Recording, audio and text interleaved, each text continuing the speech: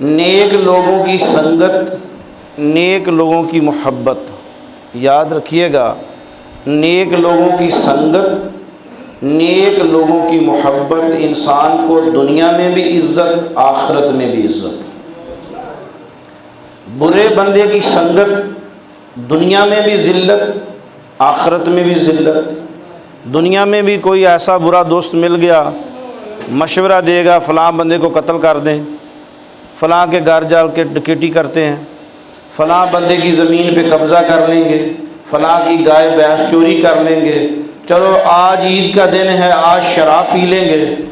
बुरे बंदे की सोहबत इंसान को बुरा बना देती है, और बुरे बंदे के साए से भी इंसान को भागना चाहिए।